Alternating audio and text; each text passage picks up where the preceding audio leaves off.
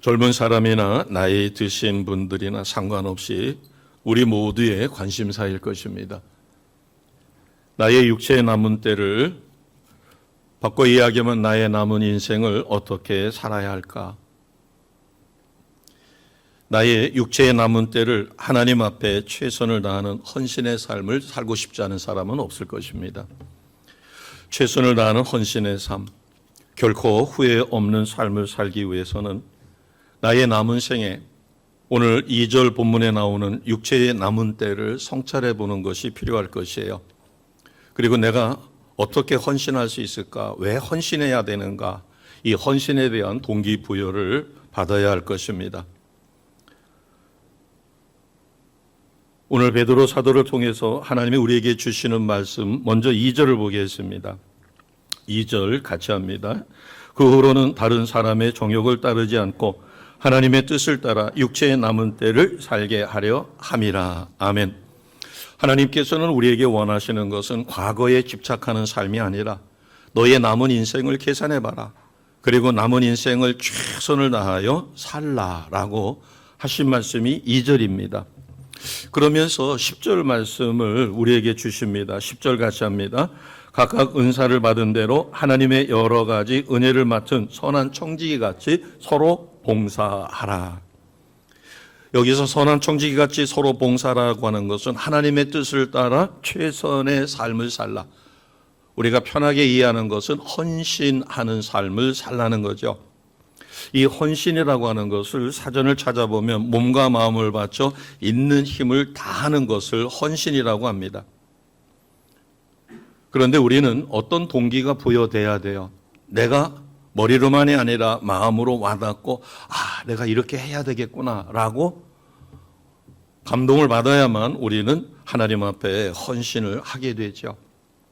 그래서 먼저 우리는 왜 하나님 앞에 헌신해야 되는가 하는 이유를 4가지로 살펴보겠습니다. 1절을 보겠습니다.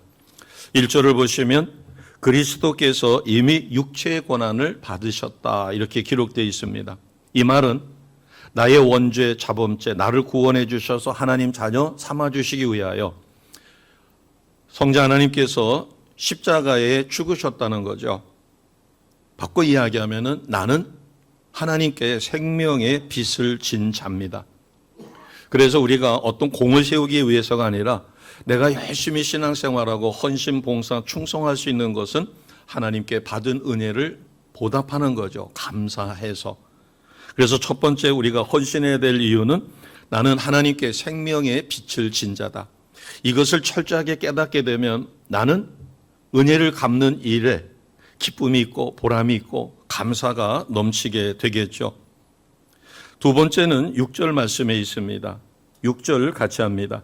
이를 위하여 죽은 자들에게도 복음이 전파되었으니 이는 육체로 사람으로 심판을 받으나 영으로는 하나님을 따라 살게 하려 함이라. 아멘. 우리는 예수님을 믿는 그 순간 나의 죽었던 사람의 영이 살아납니다. 그래서 성령은 내 안에 내주하게 돼요. 그리고 지금 이 시간 예배실에 성령께서 임재하셔요. 그래서 임재하시는 성령이 내 안에 내주하시는 성령과 더불어서 나의 마음을 감화감동시키고 또 말씀이 들려지게 하시고 들려진 말씀을 삶에서 옮겨가게 만드시죠. 그래서 6절에 주신 말씀처럼 영으로는 하나님을 따라 살게 하려 하시는 목적이 있다는 겁니다. 자, 갈라디아서 1장 15절 말씀은 PPT에 준비했습니다. 같이 하겠습니다. 갈라디아서 1장 15절입니다. 그러나 내 어머니의 태로부터 나를 택정하시고 그의 은혜로 나를 부르신 이가 아멘. 내가 예수님을 선택해서 믿은 것이 아니라 내가 태어나기도 전에 어머니 모태에 있었을 때 하나님은 나를 택하셨다. 그래서 나를 하나님 자녀 삼으시기로 정하셨다. 그 은혜로 인하여 하나님은 나를 부르셨고 내가 계속해서 믿지 않으니까 나를 벼랑 끝에 떠밀어 선택하지 않고는 견딜 수 없을 정도로 만들어줘서 내가 하나님의 은혜 가운데 예수님을 나의 구원자 주님으로 영접했습니다. 모든 것은 만든 사람의 목적이 있어요.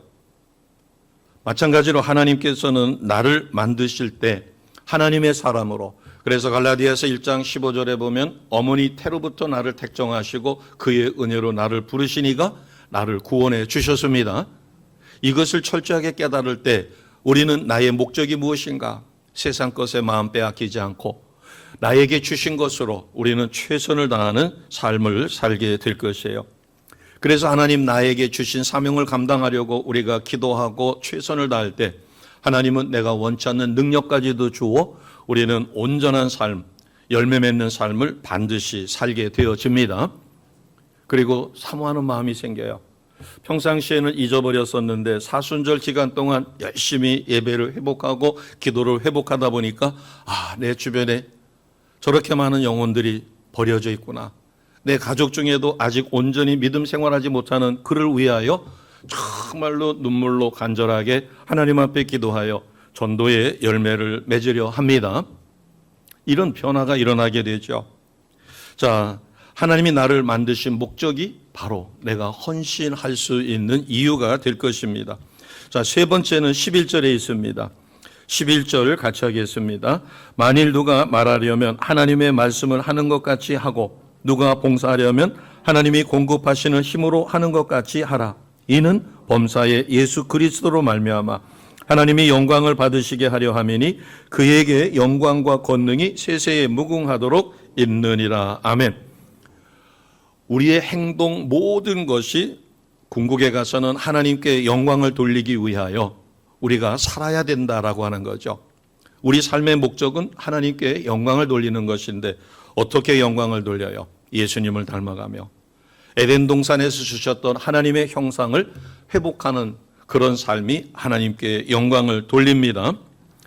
자, 같은 맥락의 말씀이 예레미야 29장 11절입니다. 예레미야 29장 11절 같이 합니다.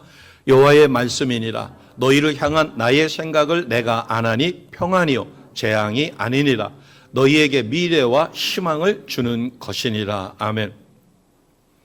아버지의 사랑을 깊이 느끼지 못하면 아버지는 무섭습니다. 내가 조금만 잘못해도 야단치는 아버지, 무서운 아버지. 하나님을 무서운 하나님, 너무나 좋으신 하나님. 이 두 가지 감정을 가지고 내가 조금 방심할 때는 무서운 하나님을 의지하고 그 다음에 내가 깊은 사랑을 누릴 때는 너무나 좋으신 하나님, 친구 같은 하나님, 그리고 육신의 아버지보다도 더 다정다감한 하나님을 의지할 때 우리는 큰 기쁨을 누립니다. 그래서 두 번째 줄에 보니까 주님이 우리에게 주기를 원하시는 것은 평안입니다. 재앙이 아니고, 그리고 우리의 미래와 앞으로의 삶의 희망을 주십니다. 이것을 부여잡을 때 우리는 승리할 수 있어요. 바꿔 이야기하면 하나님께서는 내가 어떤 삶이 최상의 삶인가를 아신다는 것이에요. 그래서 우리가 말씀 붙잡고 기도하게 되면 깨닫게 만들어 주시죠. 그래서 내가 헌신하게 됩니다. 특히 내주하시는 성령께서 나를 헌신의 자리로 이끌어 주셔요. 그 헌신이 때로는 즐거움일 수도 있습니다. 그러나 때로는 고통일 수 있어요. 다른 때는 기도하지 못했는데 강력한 성령의 감동이 있습니다. 내가 최소한 사순절만이라도 기도의 자리를 찾아서 열심히 기도해야지. 그런데 기도를 통하여 평상시에 누리지 못했던 심령의 평강을 누립니다. 영안이 열려서 심령 천국을 맛보게 되죠. 말할 수 없는 기쁨입니다. 그러나 어느 때는 기도의 자리에 나오는 것이 너무 힘들어요. 나 자신을 치지 않으면 기도의 자리에 나오기가 어렵습니다. 꾀가 생겨요. 그래서 우리 크리스찬들은 연속극을 보지 말아야 된다고 저는 생각합니다. 우리가 어릴 때 만화책을 보게 되면 한 권이 끝날 때 극적인 상황에서 딱 만화책이 끝나죠. 그러면 그 다음 것을 기다리게 되고 다음 만화책이 나올 때까지, 그래서 만화방에를 수시로 가서 나왔느냐고 물어보죠. 연속극도 마찬가지입니다. 그런데 그 연속극이 내가 기도하는 시간과 겹쳐지게 되면 갈등이 생겨요. 어떤 것을 선택할 것인가. 그래서 우리는 드라마라든가 이렇게 연속되어지는 그러한 것은 보지 않아도, 또 어느 때는 그것을 보지 않으면, 아주 옛날에 모래시계라고 하는 그 드라마를 보지 않으면 그때 당시로는 모래시계라고 하는 것이 너무나 보편화됐고 그것을 보지 않으면 대화가 이루어지지 못할 때가 있어요. 그러나 요즘에는 채널도 너무 많다 보니까 어떤 드라마를 내가 보지 않았다고 해서 대화에 끼지 못할 정도까지는 되지 않습니다. 그러나 신앙생활하는데 굉장히 방해가 되죠. 자, 네 번째로 우리가 헌신해야 될 목적을 13절에서 이렇게 가르쳐 줍니다. 13절 같이 하겠습니다. 오히려 너희가 그리스도의 고난에 참여하는 것으로 즐거워하라.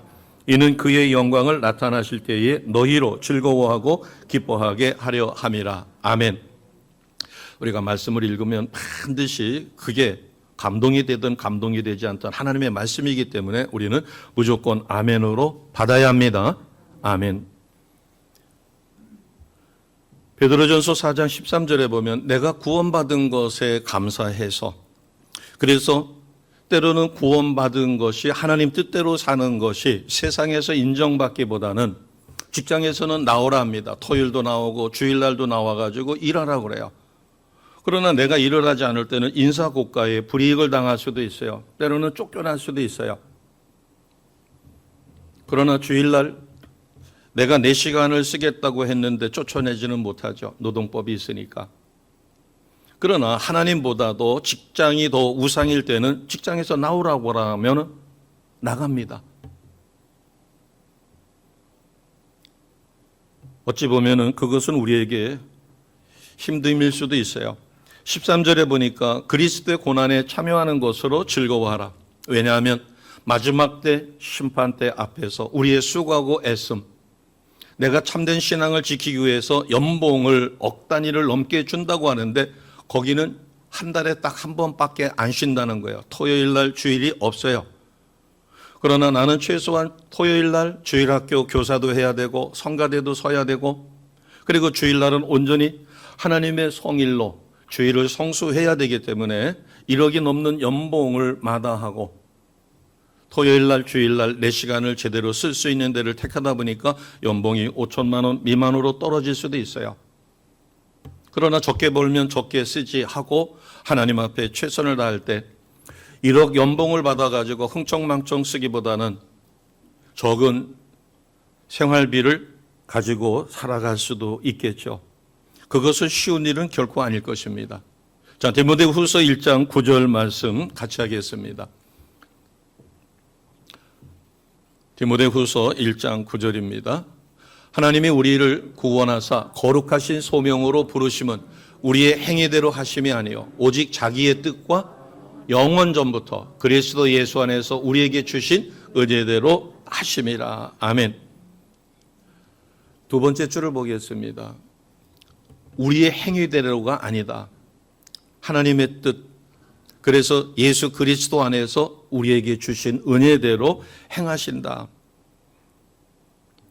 우리는 내가 구원받은 것에 대한 구원의 확신과 구원의 감격이 있다면 우리는 자연스럽게 성령의 도우심으로 하나님 기뻐하시는 삶에 올인하게 되어집니다. 밭에 감추인 보화를 발견한 사람은 자기의 전 재산을 털어서 그 밭에 감추인 보화를 살 수밖에 없어요. 왜? 그것이 가장 소중하니까. 우리가 자꾸 세상 것에 마음을 빼앗기고 하나님 앞에 최선을 다하는 삶이 느슨해지는 것은 내가 다른 것을 더 소중하게 생각하기 때문입니다. 자, 우리가 크게 두 번째로 은혜 받을 것은 나는 헌신하고 싶은데 내 헌신을 방해하는 요소가 있습니다. 첫 번째는 우리가 인생을 긴 안목으로 보지 않고 짧은 안목으로 보죠. 당장 현재에 필요한 것입니다. 보다 편하고 보다 쉽고 보다 안락한 삶을 추구해요. 여기에는 네 가지 요소가 있습니다. 쾌락과 권력과 명예와 소유함이 있어요. 이 자체는 나쁜 게 아닙니다. 우리가 인생을 무미건조하게 사는 것이 아니라 똑같은 일을 하더라도 건강관리를 위해서 밥 먹은 다음에 단 몇 분이라도 걷는 것을 즐거움으로 걸을 수가 있고 당뇨로 인해서 내가 어쩔 수 없이 걸어야지 하고서는 억지로 걷는 경우도 있습니다.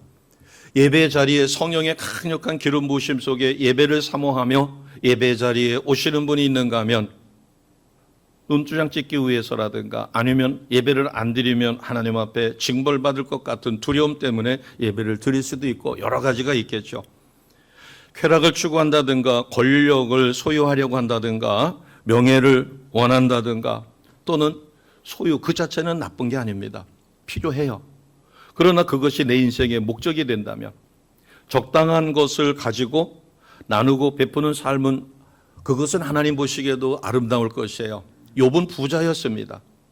아브라함도 거부였어요. 성경에는 부자가 나쁘다 하지 않습니다. 그러나 예수님의 말씀을 봤을 때 그 부를 가지고 그것이 족쇄가 돼서 하나님 참다운 뜻을 살지 못하며 그것으로 인하여 나태한 삶을 산다면 그것은 큰 부라고 하는 것은 그리고 그것을 얻기 위해서 사생결단하고 하나님 앞에 드려지는 시간조차도 쓰지 못한다면 그것은 잘못된 것이죠. 자, 왜냐하면 그 모든 것은 잠깐 순간적인 가치는 지나갈 것이에요. 우리가 억만장자라고 해서 천국에 가서 그것을 그대로 누리지 못하잖아요. 자, 이 말씀은 요한일서 2장 17절에 이렇게 우리에게 가르쳐 줍니다. 같이 하겠습니다. 이 세상도 그 정욕도 지나가되 오직 하나님의 뜻을 행하는 자는 영원히 거하느니라. 아멘. 이 세상도 잠시 잠깐이요. 우리가 불일듯 끌어오르는 정욕도 다스리고 나면은 잘 됐다, 잘 다스렸다.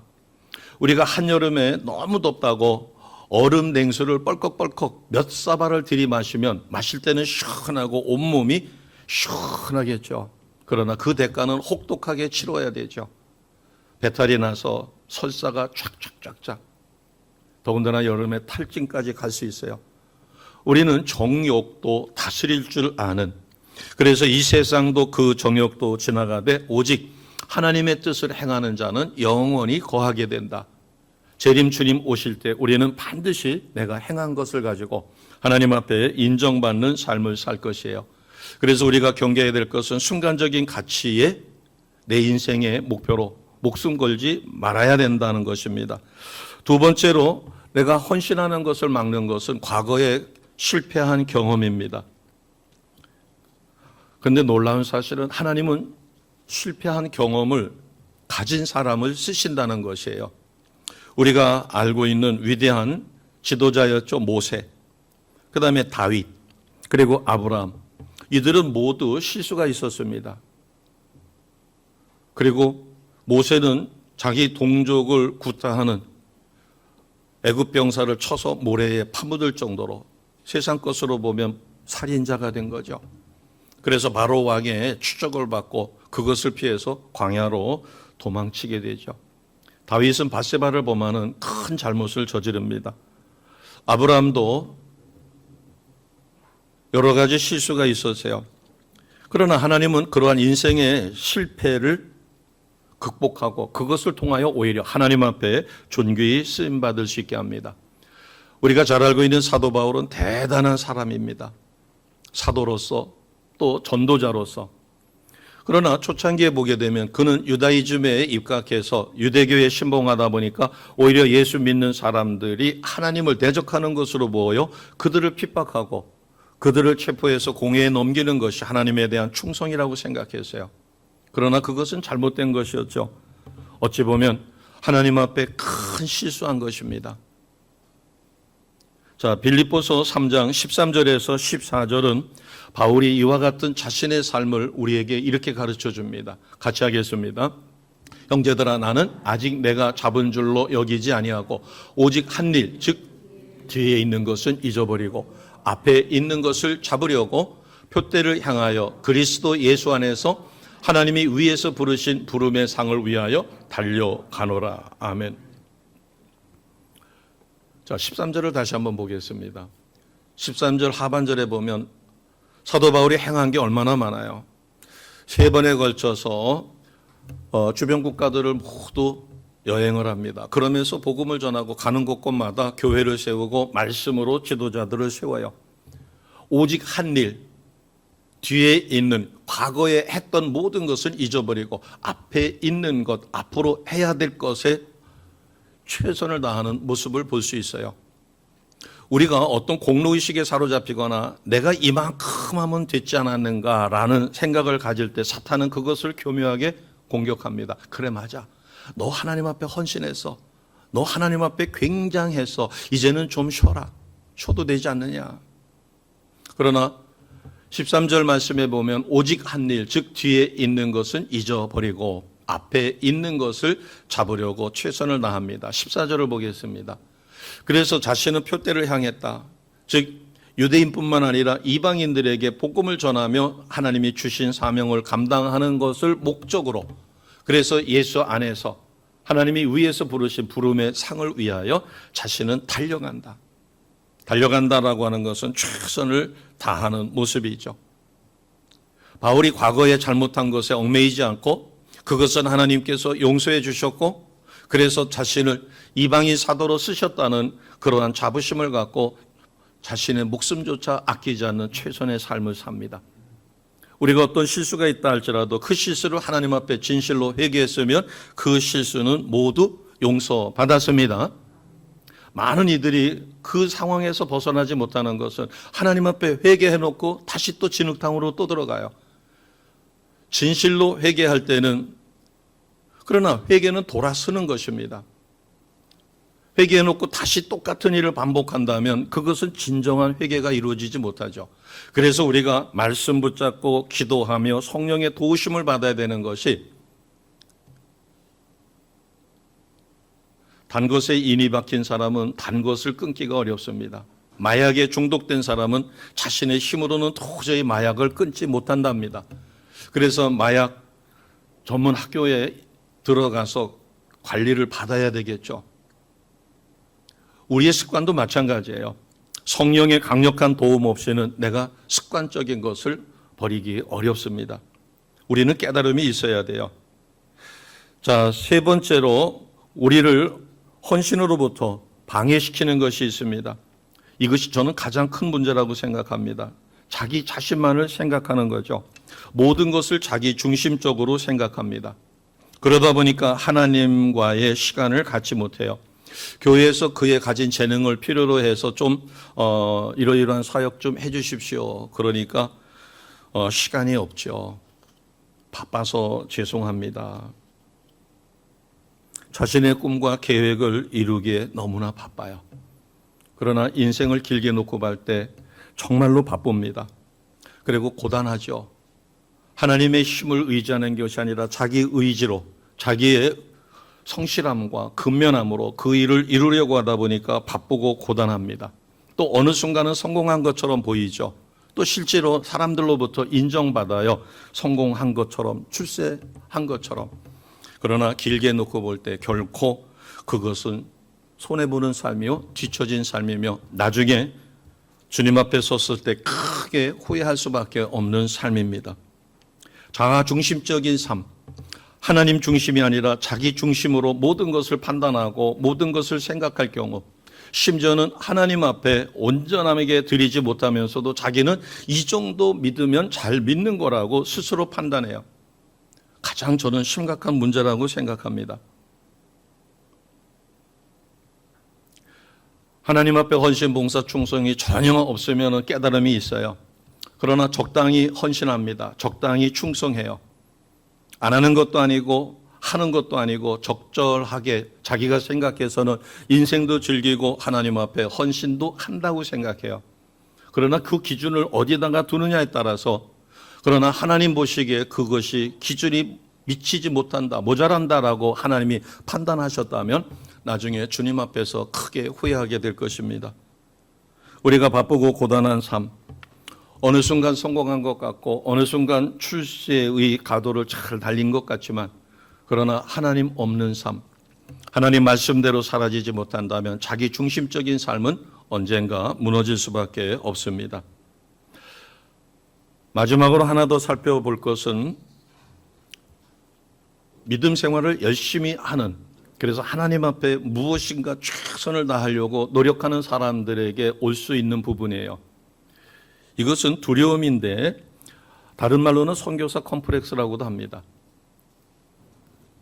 저도 청년의 시절에 이런 컴플렉스에 빠졌던 적이 있어요. 왜냐하면 하나님 앞에 내가 헌신하고 봉사하면 어느 날 하나님께서 너 아프리카로 가, 너 몽골에 가서 선교해.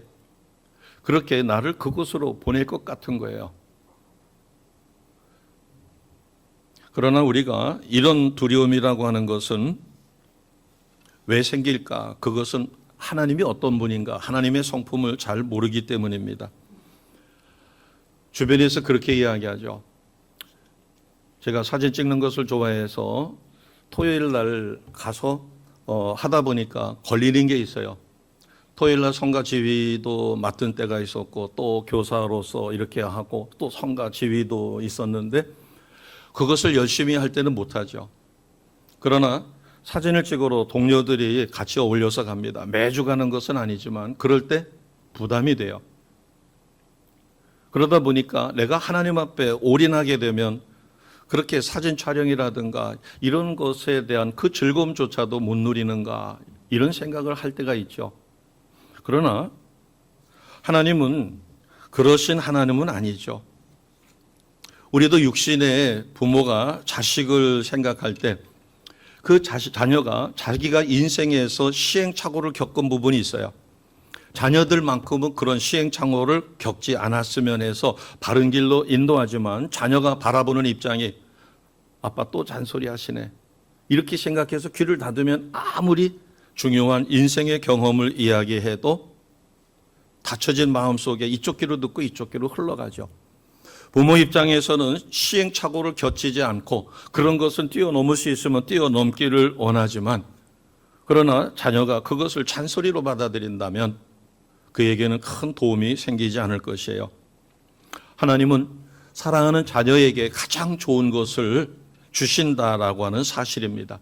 그래서 우리는 시편 37편 5절에서 6절 말씀이 우리에게 큰 힘이 됩니다. 자, 5절 6절 같이 하겠습니다.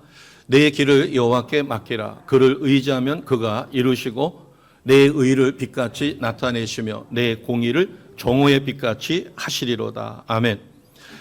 5절 말씀을 보겠습니다. 너의 길을 누구에게 맡기라고요? 하나님께 맡기라. 그러면 하나님께서 이루어 주신다. 우리의 마음의 소원까지도 이루어 주시는 하나님이십니다.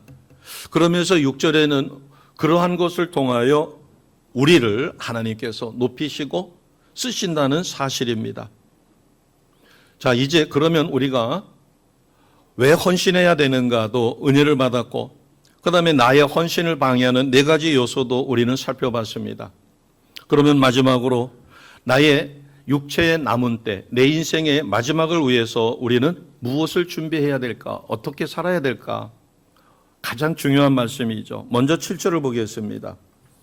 7절, 이것은 나 자신을 위해서 준비해야 할 것입니다. 7절 같이 합니다. 만물의 마지막이 가까웠으니 그러므로 너희는 정신을 차리고 근신하여 기도하라. 아멘.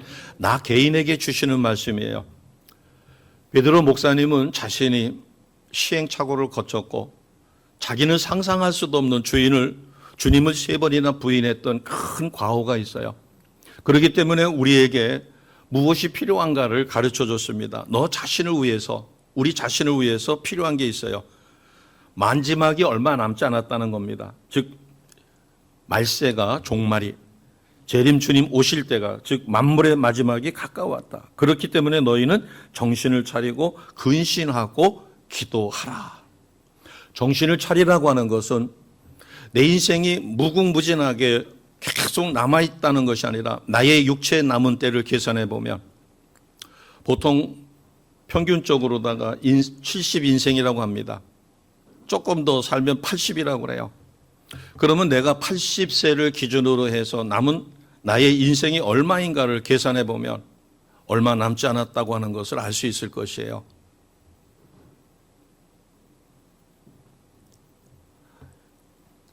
내 인생의 마지막, 그리고 마지막 심판대 앞에 섰었을 때 우리는 내가 100살 살고 120세를 살고 이것이 아니라 평균 연령을 가지고 봤었을 때 이미 그 연령을 넘어섰다면 우리는 매일매일 하루하루 하나님 앞에 진심으로 감사하셔야 합니다.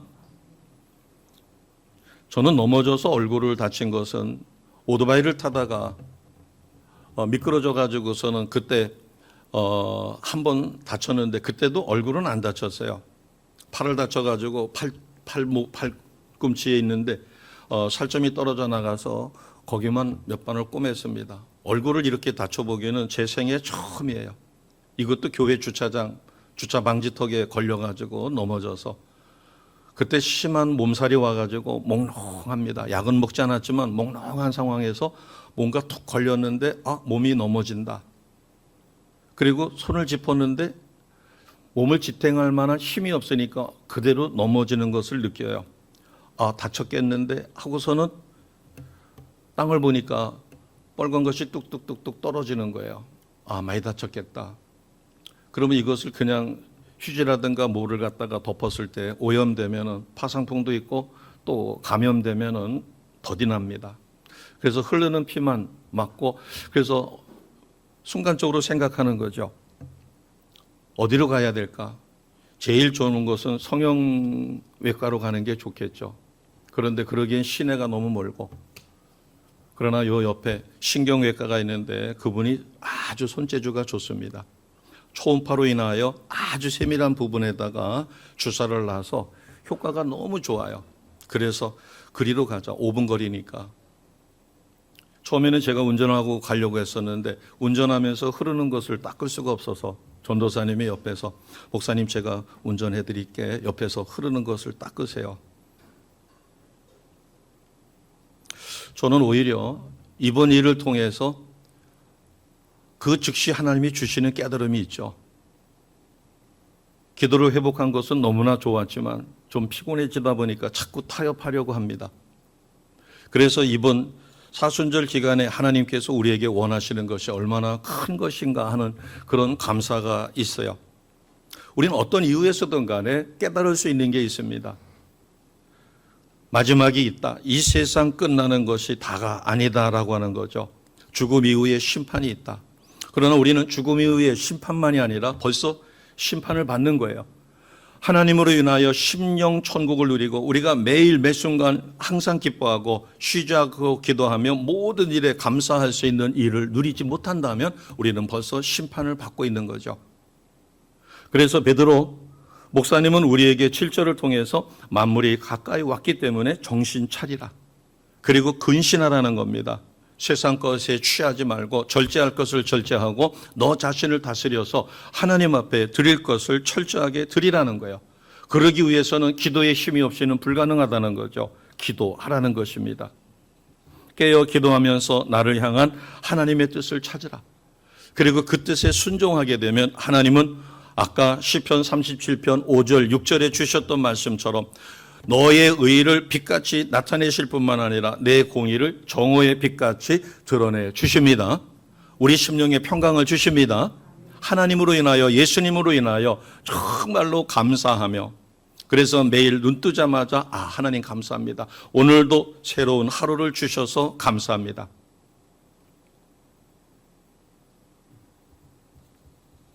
자, 두 번째로 내 인생 마지막을 위하여 우리가 준비해야 될 것은 8절의 상반절입니다. 8절 앞부분입니다.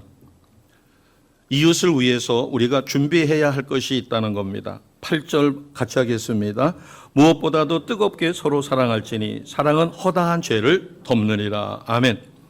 8절 상반절에 보면 뜨겁게 서로 사랑하라.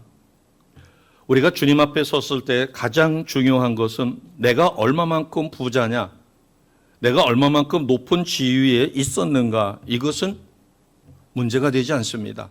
그것은 기준이 아니에요. 그러나 하나님의 뜻에 합당한 삶을 내가 얼마만큼 살았는가.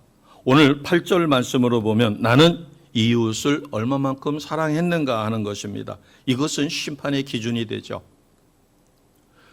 이웃사랑이 왜 심판의 기준이 될까? 십자가를 다시 보시기 바랍니다. 십자가는 수직 날개가 있어요. 하나님과 나와의 관계입니다.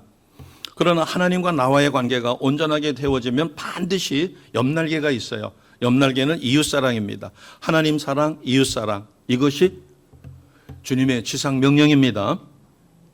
그렇기 때문에 이웃을 사랑하는 것. 그러면 이웃을 어떻게 사랑해야 되는가? 자, 8절 하반절을 보겠습니다. 베드로 목사님은 이웃을 사랑하는 것을 구체적으로 두 가지를 가르쳐 주었어요. 8절 하반절에 보니까 사랑은 무엇을 덮는다고 했어요? 허다한 죄를 덮느니라. 우리가 지난 시간에 용서라고 하는 것을 배웠어요. 관용이라고도 생각합니다. 우리가 관용이라고 하는 것, 진정한 용서, 이것은 하나님의 사랑이다 이렇게 이야기했죠. 그러니까 이웃 사람의 허물을 덮어주는 거예요. 덮어주는 거하고 동조는 다릅니다. 잘못한 것이 있었을 때, 심지어는 나한테 서운하게 하거나 나를 해코지하려고 했었을 때 그것을 용서해 주는 거죠. 그것은 예수님이 나의 원죄뿐만 아니라 모든 자범죄를 조건을 따지지 않고 오직 믿음만 보시고 나의 모든 죄를 용서해 주셨습니다. 하나님께서도 마찬가지고. 그렇기 때문에 그가 사과를 했거나 아니면은 어떤 모습이든 간에 내가 그를 용서해 주는 것이에요. 우리가 용서라고 하는 것은 진정한 사랑, 그래서 예수님을 닮은 삶을 사는 것이고, 에덴 동산에서 하나님 형상대로 창조해 주셨지만 하나님 말씀에 불순종하여 잃어버렸던 하나님의 형상을 회복하는 겁니다. 우리가 진정한 용서가 있어지면 내 심령 속에 기쁨이 넘쳐요. 부모가 자식을 너무너무 사랑하는데 사사건건 문제를 일으켜서 나중에는 그만 지쳐요, 부모가. 그래서 자식이 왼수가 됩니다. 죽일 수도 없고, 그렇다고 방치할 수도 없고, 그렇다고 호적에 파내버린다고 해가지고 자식과 부모의 연이 끊어지는 게 아니에요. 피부친데. 그러나 하나님 앞에 기도하며 하나님 어쩌자고 저에게 저런 자식을 주셨습니까? 남의 집 자식들을 보면 부모에게 효도도 하는데 효도는 간두더라도 사고만 안 일으켰으면 좋겠습니다. 그러나 주님께서 사랑의 마음을 주시는 거예요. 그러면서 나는 너를, 너의 옛 모습을 쭉 보여주시는 겁니다. 자식처럼 그렇게 퉁퉁퉁퉁 사고 치지는 않았지만 얼마나 교만한지 하나님을 대적하고, 나에게 복음을 전하려 했던 사람들을 논리를 가지고서는 골탕을 먹이고, 그리고 말번지르다가 꼼짝달싹 못하게 만들고, 오히려 그것을 즐겼던 자신의 옛 모습을 보여주며 너는 이렇게 도도했고 너는 이렇게 교만했고 그런데도 나는 너를 버리지 않았다. 거기서 깨달음을 얻어 자식을 진정 주님의 마음으로 받아들이게 되자 심령 속에 평강이 있고, 자식은 계속해서 문제를 일으킵니다. 이것이 아내일 수도 있고 이것이 남편일 수도 있어요. 시부모일 수도 있고 친정 부모일 수도 있어요. 그러나 주님이 진정으로 사랑의 마음을 주어 내가 진실로 용서하며 그것을 끌어안을 수 있고 관용할 수 있는 마음을 주시면 첫째로 하나님이 주시는 은혜가 평강입니다. 이 평강을 누리시기를 주님의 이름으로 축복합니다. 이 평강의 눈으로 바라보면 지금 많은 화제가 되고 있고, 왜 저런 사람이 정치를 해가지고 대한민국을 어렵게 할까? 욕하고 싶고 때려 죽이고 싶은 마음이 아니라 불쌍한 거예요. 그 사람의 겉모습은 그렇지만 그 뒤에 악한 영이 그를 조종하고 있는데 허수아비처럼 조종당하고 있는 그가 불쌍한 겁니다. 북한의 김정은이 허우대는 멀쩡한데 자기 나름대로는 애국한다고 생각했겠죠. ICBM을 개발해서 미국을 겨냥하고 미국의 힘을 균등하게 가지려고 하는 것, 그 분야에 있어서. 그러다 보니까 백성은 수백만이 굶어 죽습니다. 자기 딸내미는 통통한데 사전에 나오는 북한의 아이들은 장작개비 같아요. 인간적으로 보면은 용서할 수 없는 왼수 중에 왼수입니다. 그러나 하나님이 주시는 관용의 마음과 주의 사랑으로 그를 바라보면 불쌍하죠. 저대로 살다가 죽으면 세상에서는 거칠 것이 없고 호의호식했겠지만 지옥 갈 텐데, 그 영혼이 불쌍해서 그를 위하여 한 번도 만난 적도 없지만 어떤 날은 진실로 눈물 흘려가며 그를 위하여 중보기도 하게 됩니다. 김정은이를 받아들이는 것이 아니죠. 그를 둘러싸고 있는 악한 영의 실체를 보게 되고 그의 종말이 어떨 것인가가 안타까우니까 그를 위하여 진실로 중보기도 하게 돼요. 그러나 세상의 의의에 사로잡히면 죽일 놈입니다. 용서할 수 없는 칠천지 왼수예요. 이것은 인간적인 의고 하나님이 주시는 긍휼. 그래서 우리는 이웃을 위하여 어떻게 해야 되는가? 8절 하반절에 뜨겁게 사랑하는 것입니다. 그것은 허다한 죄를 덮습니다. 이웃의 잘못을 덮어주는 것이에요. 바꿔 이야기해서 예수님의 마음을 갖고 예수님의 성품을, 예수님을 닮은 삶을 사는 것이며 이것은 하나님의 형상을 회복하는 것이에요.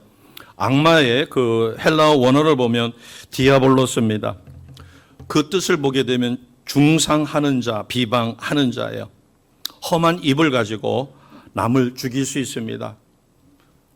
이것은 바로 사악한 영에게 사로잡히는 거죠. 교회는 옳고 그름을 논리를 가지고 따지지 않습니다. 우리가 논리로 하나님을 어떻게 믿어요? 예수님이 수천 년 전에 나를 위해서 십자가에 죽으셨다는데 논리로 그것을 어떻게 받아들여요? 그렇다고 해서 우리가 세상에서 가장 바보는 아니잖아요. 성령께서 믿어지게 만들어 주시면 우리는 그대로 믿어집니다. 머리로 믿는 게 아니라. 그래서 교회는 어떠한 잘못을 저지른 사람도 와서 위로를 받고 따뜻함 속에 들어와서 뜨거운 용광록 속에 들어오면 어떠한 쇠붙이라도 다 녹아. 불순물은 불순물대로, 순수함은 순수함대로. 그렇게 해서 주님이 우리를 용서하신 것처럼 우리도 남을 용서하는 것이에요. 이것이 이웃을 사랑하는 첫 번째입니다. 자, 베드로 목사님은 두 번째는 9절에서 가르쳐 주었어요. 9절 같이 갑니다. 시작. 서로 대접하기를 원망 없이 하고. 여기서 대접하라고 하니까는 꼭 뭐 밥을 사줘야만 대접이 아닙니다. 선물을 사줘야만 대접이 아니죠. 물론 그렇게 할 수도 있는 거예요. 저도 이제는 어쩔 수 없이 건강을 생각해서 저녁에 좀 걷습니다. 걷다 보면은 그 공원에 반려견을 데리고 나온 사람들이 상당히 많아요. 고양이는 산책을 안 시켜도 되지만은 반려견, 강아지는 꼭 산책을 시켜줘야 합니다. 산책을 주기적으로 하는 강아지하고 그렇지 않는 반려견하고는 수명에도 차질이 있어요. 자연적으로 뛰놀게 했던 강아지는 한 18년, 경우에 따라서는 20년 가까이도 산답니다. 그러나 집에만 매여 있는 개는 10년을 넘기기가 어렵다고 하죠. 이 대접이라고 하는 것을 이렇게 생각하면 됩니다. 산책을 하다 보니까 강아지가 오는데 정말 탐스럽고 예쁜 강아지도 있어요. 그런데 그렇게 탐스럽고 예쁜 강아지는 아니에요. 그런데 그 전에 제가 반려견을 키워보니까 이렇게 데리고서 산책을 할 때 누군가가 와가지고 아우 예쁘다 뭐해다 그러면 그게 굉장히 기분이 좋더라고요. 그러니까 우리는 반려견이 지나갈 때 못생겼던 잘생겼던 간에 관심을 가져주고 와 멋있다 잘생겼다 그래가지고 쭈그리고 앉았을 때 얘 순해요? 아니면은 좀 만져봐도 돼요? 하고 양해를 구하면 주인은 너무 좋아해요. 얘 괜찮아요? 순해요? 아니면은 까칠어서 손대지는 마세요. 까칠어요. 뭐 이렇게 얘기합니다. 그러면 거기에 걸맞게끔 적절하게 칭찬을 해주는 거죠. 듣기 좋은 소리로. 근데 칭찬할 게 정 없으면 이렇게 봤을 때 모든 반려견이 거의가 다 눈은 이뻐요. 근데 어쩌면 눈이 이렇게 예뻐요. 그리고 눈에 막 물가에 눈물이 있어가지고 거기가 막 이렇게 질척질척하지 않고 뽀송뽀송하게 해놨으면 아이고 굉장히 관리를 잘 하셔가지고 눈이 뽀송뽀송하네요. 그렇게 칭찬을 해주면 굉장히 좋아합니다. 이것은 대접하는 거죠. 대접이라고 해서 꼭 음식을 사주고 선물을 대접해야만이 아니라 상대가 슬퍼할 때 위로해 주는 것. 어떤 경우에는 우리 성도님이 아닌데도 전화를 받습니다. 받아가지고 좀 급한 일이 있었는데 전화를 받았어요. 그런데 사연을 듣고 보니까 우리 성도가 아닌데도 끊기를 못하는 겁니다. 전에 극동방송에서 그 상담 사역을 했었을 때, 소망의 기도를 했었을 때 소문을 듣고 전화가 오는데 우리 성도님은 아닙니다. 그러나 성의껏 받아주다 보면 어떨 때는 30분이 넘어 40분이 넘어 어떨 때는 50분 가까이 가요. 나중에 팔이 아파가지고 블루투스 귀에다가 꽂고서는 대화하는 거를 신청을 한 적이 있어요. 수화기를 듣고 그렇게 오랫동안 이렇게 하니까 물론 거기에 스피커가 있는데 저는 스피커 소리를 별로 안 좋아합니다. 왜냐하면 상대방의 음성을 듣고 그 음성에 따라서 그가 어떤 생각을 하고 그러면서 수시로 그때그때마다 중보기도 하고, 왜냐하면 음성에는 상당히 많은 부분들이 집중해서 들으면 지금 상황이 어떻구나 하는 것을 알 수 있어요. 그러나 스피커폰은 그것을 차감시킵니다. 그러다 보니까 상담하게 되면 스피커폰이 아니고, 또 그쪽에서 스피커폰을 쓰게 되면 저는 정중하게 그렇게 이야기합니다. 스피커폰으로 듣기가 조금 거북한데 그냥 통화할 수 없을까요? 하고. 그런데 그냥 듣는 게 아니죠. 들으면서 어떤 부분은 바로 하나님 앞에 중보기도 하죠. 하나님, 지금 이러이러한 상황이 있는데, 이야기는 들으면서 영어로 중보기도 하죠. 또 적절하게 거기에 호응을 합니다. 그렇게 해서 20분, 30분, 어떨 때는 근 50분 이상이 넘어갈 때, 이것도 대접하는 거라고 저는 생각합니다. 상대가 어려움에 있었을 때 다정다감하게 호응하며 그것을 들어주고, 나는 할 수 없지만 하나님 앞에 기도해서 하나님께서 친히 그것을 해결해 줄 수 있도록, 우리가 서로 대접하라라고 하는 것은 많은 방법에서 대접할 수가 있습니다. 자, 이제 마지막 세 번째는 10절입니다. 처음에는 자기 자신을 위하여, 이웃을 위하여 준비하고, 이제는 하나님을 향한 준비입니다. 10절 같이 가겠습니다. 시작. 각각 은사를 받은 대로 하나님의 여러 가지 은혜를 맡은 선한 청지기 같이 서로 봉사하라. 아멘. 여기에는 네 가지 중요한 이야기가 있습니다. 첫째, 각각 은사를 받은 대로. 어떤 분은 일하는데 은사가 있습니다. 성경 공부는 배움이 짧아서 그런지 굉장히 어려워하셔요. 그러나 사랑의 뜰락이라든가 교회가 애경사가 있었을 때 발벗고 와서 최선을 다해주는 섬김이 참 탁월하신 분이 있어요.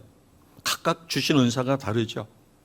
그리고 하나님의 여러 가지 은혜를 맡은 선한 청지기 같이 서로 봉사하라. 저희가 처음에 왔었을 때 요 앞에, 지금은 펜스가 쳐져서 안 보이지만 쓰레기 더미가 있었어요. 그래서 그 주인한테 어렵게 양해를 구하고 쓰레기를 다 치우니까 트럭 거의 하나 분량이 되더라고요. 그런 다음에 거기를 일일이 호미로 읽어가지고 꽃을 심어놓고 또 사철 푸른 것을 볼 수 있는 화양목을 심고 이렇게 해서 거기를 예쁘게 했더니 꽃이 피니까 동네 사람들이 그렇게 이야기합니다. 전에는 거기가 폐자재도 쌓였고 쓰레기도 있고 그래가지고 이 앞을 지나는데 흉물스러웠는데 교회가 오더니 거기를 너무 예쁘게 동산으로 꾸며놨다. 그러면서 꽃이 폈을 때는 아이들이 와가지고 학생들이 거기서 사진도 찍더라고요. 아름다운 동산에는 큰 꽃도 있고 작은 꽃도 있고 여러 가지, 그리고 향기도 그 모양도 가지각색입니다. 중요한 것은 오늘 10절에 있는 것처럼 각각 은사를 받은 대로, 그리고 하나님의 여러 가지 은혜를 맡은 선한 청지기 같이 서로 봉사하는 것이 하나님 앞에 최선을 다하는 삶이 될 것입니다. 이것은 다른 말로 우리가 주님 앞에 이를 때 상급이 되는 것이에요. 자, 이제 말씀을 정리합니다. 나의 육체의 남은 때, 내 인생의 마지막을 위해서 우리는 무엇을 해야 될까? 왜 내가 헌신해야 되는가? 그리고 나의 헌신을 방해하는 것은 무엇인가? 그리고 마지막으로 나 자신을 위해, 이웃을 위하여, 하나님을 위하여, 그리고 심판대 앞에 받을 상급을 위해서 우리는 준비하는 삶을 살아가야 합니다. 그러한 삶에서 사순절이라고 하는 이 시간은 우리에게 너무나 소중해요. 무려 46일 동안 나 자신을 2번이나 바꿀 수 있는 은혜의 시간입니다.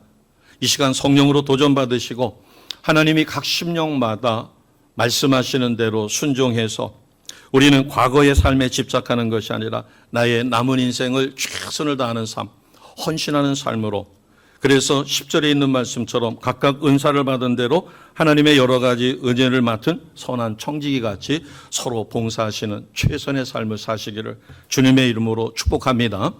아멘.